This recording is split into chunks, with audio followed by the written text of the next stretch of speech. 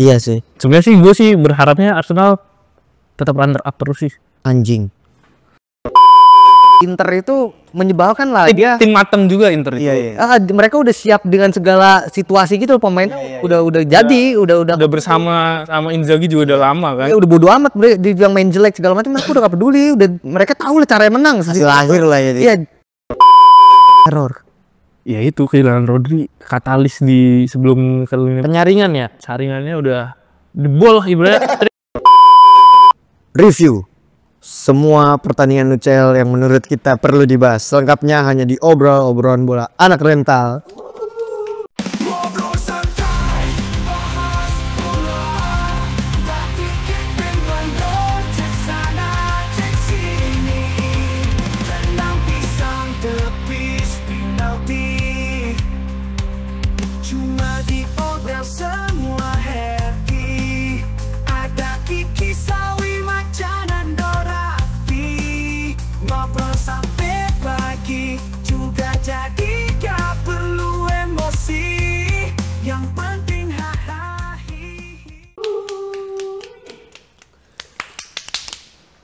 Kayak pemain masuk lapangan deh.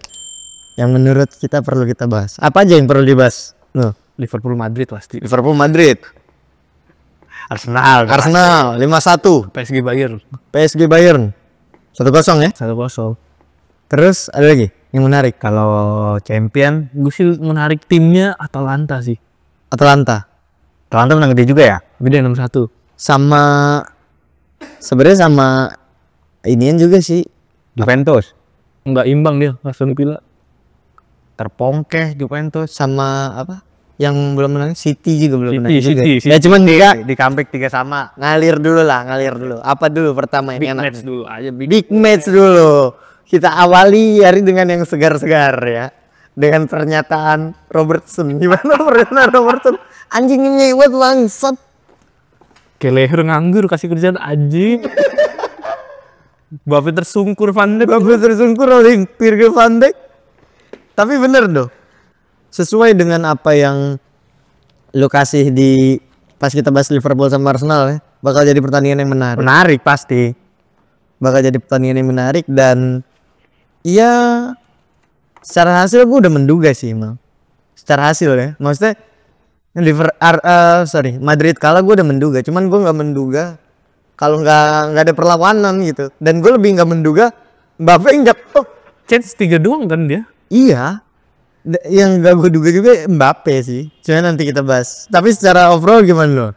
Ya menurut gue sih ya statement gue dari awal musim sih ya kurang nggak ada nyawa sih. Keras cabut itu. Belum ada pengganti yang sepadan lah. Ya. Mendekati juga belum. Sekarang kan intinya Madrid cuma main nih Valverde sama Bellingham. Si build up itu bertiga kan. Si bisa. Si kemarin build up tuh ya. Si sabar. Bellingham mau mola dulu. Gelandang rasa penyerang gitu. Iya. Valverde mas-mas paru-paru 3 aja itu kalau Valverde. Iya. Tapi bener sih gua jadi rada kayak gimana gitu ya. Jadi sama Madrid tuh jadi kayak nganggap sebelah mata sekarang kalau gue ya, walaupun memang nggak bisa diremehin juga karena Madrid kalau sekali udah masuk fase knockout itu udah berbahaya menurut gue ya. Beda mode Madrid mode knockout. Tapi ini senyum aku anjing ini buat gue enggak. Arsenal Israel nih. Selesai Madrid lolos knockout aja udah syukur. Masalahnya Madrid kalau dia harus playoff dia punya chance ketemu City di playoff itu dua-dua tuh. Juga masih di posisi itu. Iya kan, kalau dua-dua permainannya nggak stabil, itu bisa beradu tuh Madrid City tuh walaupun chance 1/5, 1/4, tapi kan ada kemungkinan ya kan. Ya kalau diadu di playoff, ya menurut gue sih separah-parahnya City ya ngasih ngelawan lah. Ngasih sulit buat Madrid sekarang. Even kondisi City yang sekarang kayak gini, kalaupun ketemu Madrid nanti. Toh juga De Bruyne udah mulai balik kan. Ya. Rodri belum sih ya. Rodri musim. Sengaja De Bruyne balik ada pembeda di situ kan. Ya. Udah nggak tahu juga pergerakan di Januari nanti. Ya. Madrid kayaknya ini Perez harus berbenah sih. Mbappe dijual karena fix. Janganlah komen begitu. Ethan Nwaneri gue pasang. Gue nih kan Ethan. Tapi gimana dulu Liverpool Madrid? Ya Madrid tuh permasalahannya dari lini depan sampai cetak gol. Lini depan sampai cetak gol. Untuk lini tengah sih gue ngeliat gak problem-problem amat sebenarnya dengan tipikal Madrid yang lebih menunggu ya. Terus Liverpoolnya juga ya kita tahu lah Liverpool. Siapapun yang di planet ini siapapun yang lawan Liverpool akan kewalahan menurut gua untuk ngimbangin determinasi pemain tengahnya. Tapi kita lihat di awal-awal laga tuh bahkan lini tengahnya Liverpool cukup keteteran loh untuk nanggepin Valverde, Bellingham kontrol bola luar biasa lah, hampir gak pernah kerebut ya, body balance-nya hampir perfect lah buat gua. Terus Kamavinga sayang cedera padahal bagus ya. Permasalahannya di lini depan Mbappe, Brahim, Arda Güler. Menurut gua tiga-tiga nggak ada yang bisa cetak gol gitu, nggak ada tipikal yang memang predator yang diharapkan kan Mbappe kan dengan Brahim dan Güler kasih umpan-umpan dan membuka celah gitu. Tapi kenyataannya Mbappe beberapa kali dari sisi kiri nggak tahu kehilangan kepercayaan diri menurut gua. Mbappe. Iya. Tapi berarti secara formasi gimana sih dia? 4-3-3. 4-3-3. Double nomor 10 tapi. Jadi di lapangan pada ya Ancelotti nggak jauh-jauh lah kalau nggak 4-3-3 4-2 kan gitu aja dia mah. Ya, si Brahim, Arda Güler di kanan, Mbappe di kiri tuh. Bellingham cover sisi kiri, Valverde bek kanan, Modric juga gue bingung Mas Ancelotti pemain masih 40 tahun masih diandelin tuh ada. Dan di UCL sering banget dipakai diandelin. Starting selalu, maksud gue dia memang masih punya kontribusi tapi ya 70 masuk ya kan, kasih buat jadi pembeda bukan yang dijadiin andalan dari awal gitu. Ya buat gue sih kalau dibilang Madrid banyak cedera, ya Liverpool juga banyak. Jota nggak ada, Alisson nggak ada, Chiesa nggak ada, TAA nggak ada. Jadi buat gue sih bukan alasan lah, memang kalah kualitas aja. Kredit juga ke Liverpoolnya sih, pertahanan mereka tangguh sih emang sih. Ya harus gue akui memang. Ya Liverpool secara defense selama Van Dijk masih seperti itu akan nggak ada yang ngembus, menakutkan gitu. Terlihat sampai B-boy itu Buffett dibikin B-boy ya. Van Dijk itu makin kesini tuh speednya berkurang. Secara duel juga nggak sesering dulu. Secara power nggak seberani dulu. Abis yang dia cedera dari cedera. Tapi lebih tenang gitu. Jam terbangnya membuktikan dia nggak panik kalau di press. Reading the game-nya lebih kelihatan lah. Dan dia kan sering banget tuh nyalain lawan tuh sekarang.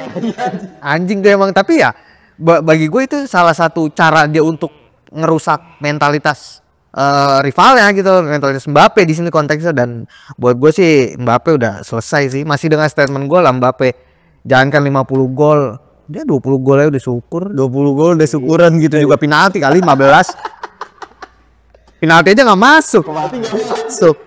Tapi Mbappe secara statistik emang sering banget ke kiri kiper sih. Secara statistik yang dekat dia. Dia selalu tiang dekat, tapping kanan ambil tiang dekat. Iya benar. Itu sih Mbappe nih nantilah kita bahas, harus dirubah lah Mbappe secara bermain bola. Sekarang kita bergeser dulu ke Arsenal lah. Sebagai tim yang menang besar, sangat amat besar. Harus meyakinkan ya. Ada di zona langsung lolos ke 16 besar. Peringkat berapa? 6. Peringkat 6. Tim terbaik di dunia telah menunjukkan bahwa calon tim terbaik di dunia telah menunjukkan bahwa strikers sekelas Gyökeres yang diincer-incer tim kelas Eropa aja nggak berkutik nih. Gabriel begini, tapi salah ya itu berarti. Gue ngelihat Arsenal sebagai apa ya, balik lagi bener sih ya, kayak kita bahas di weekend IPL kemarin tuh.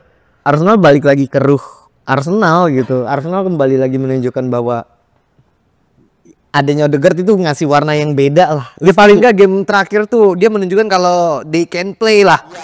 Dan ya menurut gua sih kalau dibilang fantastis ya nggak juga. Sporting juga nggak bagus-bagus banget gitu. Permainan koordinasi permainannya gua nonton nggak istimewa gitu ya. Kalau kita ngebahas Gyökeres yang mati kutu, yang nggak usah kaget, Haaland juga begitu lawan Gabriel sama Saliba kan. Jadi maksud gua treatmentnya sama aja ya kan. Jadi secara postur, secara bener-bener treatnya bener-bener di man to manin sama Gabriel sama Saliba tuh Habis nggak gerak. nggak kelihatan. Akhirnya babak dua dia agak melebar dan yang itu yang dimau Arteta gua rasa kayak jangan kasih dia space di kotak penalti, biarin dia main melebar. Tapi overall sejauh ini mungkin ini salah satu game terbaik Arsenal musim ini ya. Partey Partey bintang. luar biasa solid lah. Odegaard kemarin udah mulai kembali, Bukayo still Bukayo gitu ya. Bukayo man. Martinelli golin lagi ya, Martinelli alhamdulillah ada. Makasih lo agak jatuh dari langit dikit sih. Palmer itu proses anak muda lah. Ya kalau Arsenal yang dibilang ngebantai City 4-1 dan lain-lain ya. Jangan bandingin City sama Arsenal. City yang sekarang ya, City lagi goyang sekarang. Kalau lu banding sama City musim lalu nggak mungkin sih banding 4-1 gitu. Tapi kalau City yang sekarang memang banyak celahnya gitu dengan Arsenal yang Arsenal ya setiap musim stabil sih. Stabil. 3 musim ini sih. Iya, cuma nggak juara aja itu. Iya. Penyakitnya. Sebenarnya sih kalau Arsenal gue highlightnya di Odegaardnya sih. Odegaard comeback pas lawan Chelsea tuh udah mulai kelihatan nih. Aura. Lu bingung mau jaga Saka apa Odegaard nih. Makanya sama-sama pegang bola, sama-sama membahayakan. Belum lagi si Martinelli dan Havertz yang mulai tune in juga kan. Iya. Formasi taktiknya Arteta. Iya sih. Sebenarnya sih gue sih berharapnya Arsenal tetap runner up terus sih. Anjing. Ya, soalnya juara champion kan musim ini. Pasti runner up Premier, juara champion. 8 besar ya kan, 16 besar ketemu Atalanta ya kan. Tapi kita belum. Coba Atalanta kok enggak ketemu Dortmund ya kan, nggak apa-apa dah.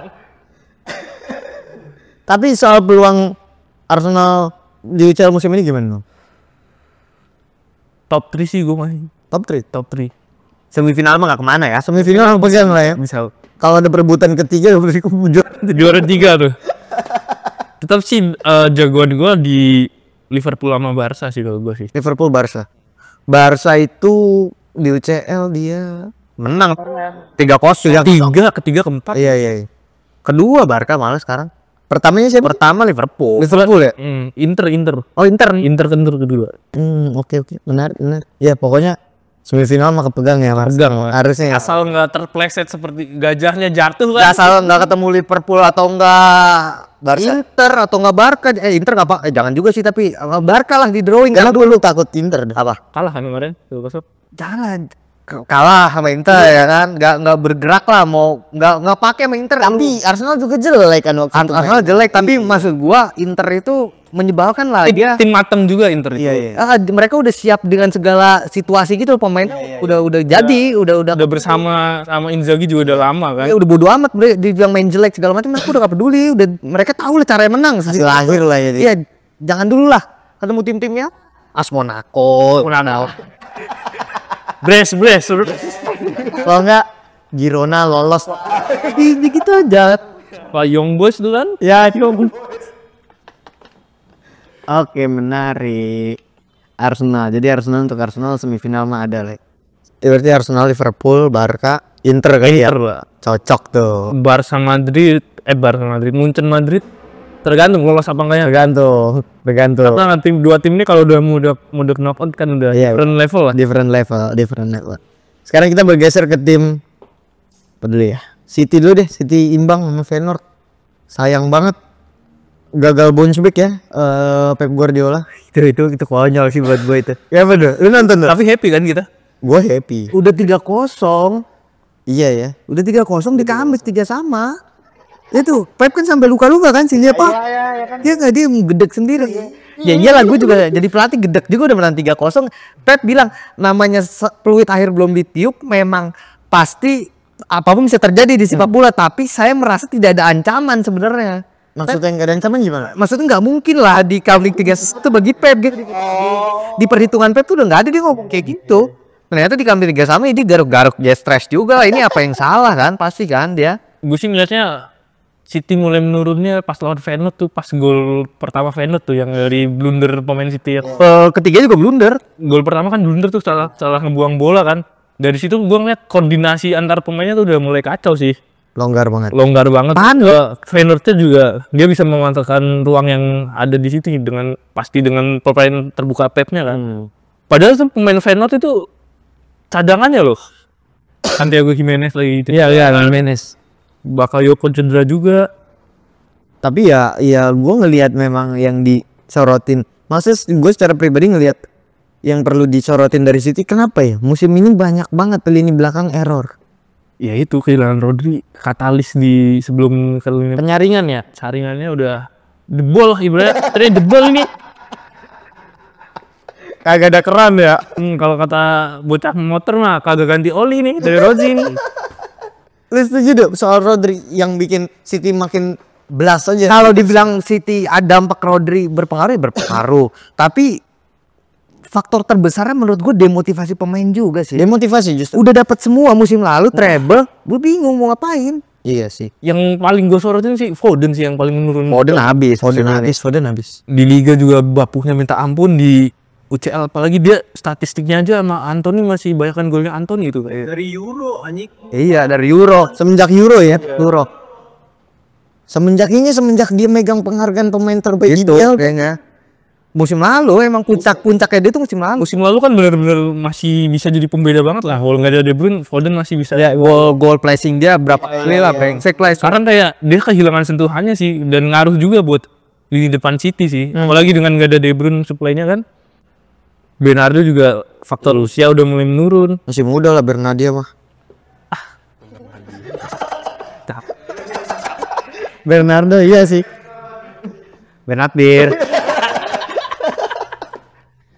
Bernardo benar faktor usia kembali lagi. Termasuk Gundogan juga. Gundogan ya iya mulai usang kali ya Manchester City secara squad maupun taktik kali ya.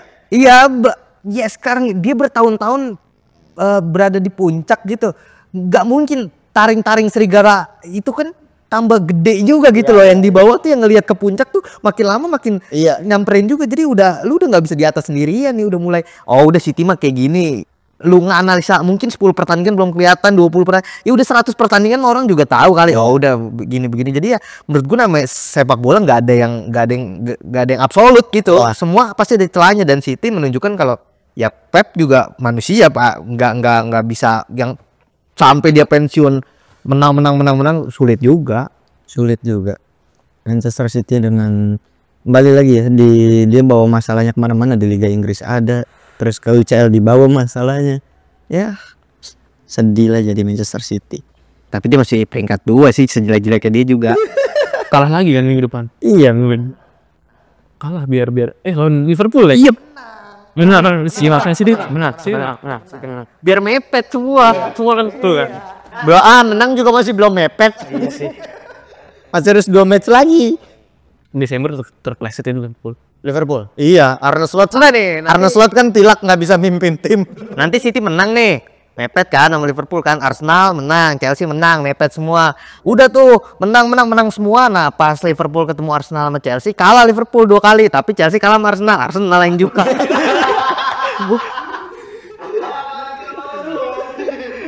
Si Nando tuh kalau bikin skema hayalan terus di akhir itu senang kan sih.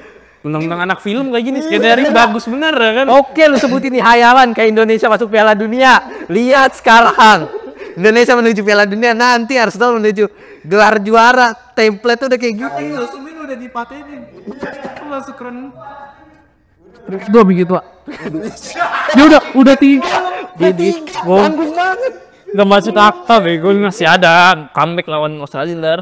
Australia, Bahrain, Cina menang semua, Jepang seri, berangkat kita. Jepang juga menang kita. Kan Jepang udah main main turnamen kampus nih ntar. Udah lolos Piala Dunia pasti dia. Ya, kita juga kalau menang lawan Bahrain, Cina, sama Australia, ya mainin tim AFF aja kita cuma nasional. Benar. Arkan kakak ya. Main lagi. Wah lu Pak. Ronaldo Dipanggil. Udah berapa sih? Udah habis. Oh, kita belum bahas apa tadi? PSG Munchen. Ah udahlah 2 tim Gak bakal juara, nggak bakal juara. Dua tim sakitan juga sih. 2 tim pesakitan ya. Cuman Munchen masih ada lah. Munchen yang tadi lu bilang Harry Kane sentris. Darby sama Sani juga menurunnya jauh. Iya, karena winger mereka memang ya ada masanya kayak lu zaman make Robben Ribery terus-terusan pasti ada periode turunnya dan regenerasinya belum tepat di Olise sih menurut gua. Olise bagus tapi masih nggak stabil. ya, itu Konsisten lah. susah kan lu tim sekelas Munchen bergantung sama Olise susah. Gue udah bilang company ini pelatih bapuk dari awal. Bunuh aja. Dia nggak percaya sama Musiala. Iya. Karena dia ngerasa Musiala nggak cocok sama sistemnya. Mending pindah aja Musiala. Kata gue, ditaruhlah di kiri, ditaruhlah di kanan. Udah taruh belakang striker udah paling jelas posisi dia. Dan nggak nyaman kelihatan Musiala sih. Iya, terlalu banyak disuruh main wingnya. Iya. Susah juga. Tapi ya yang lebih sedih memang PSG sih. Dia nggak ada bagusnya sebenarnya. Lee Kang In andalan kan aneh gitu. Lee Kang In anjing. Barco. Main sama minuman soda. Tim rapper kan. Tim rapper. Bener tim rapper anjing. Kasian lah pokoknya gitulah ya kita udah mengawal nih UCL di pekan ini. Nanti kita lihat aja kejutan-kejutan lainnya. Kita kawal sampai Arsenal jadi juara. Kita kawal Madrid nggak lolos playoff. Pasti. Kita kawal kehancuran Real Madrid ya. Bisa ada Atalanta. Oh, Madrid tim gak jelasnya belum tentu menang Gi. Sekarang juga salah. Vinicius gak ada, Rodrigo gak ada. Biar temenan sama PS. Iya udah. CS dah cocok dah tim yang duit baik tuh cocok udah. Tinggal City doang nih anjing. City masih susah sih. Oke, kalau gitu nanti kita bertemu lagi di episode selanjutnya. Obrolan bola anak rental.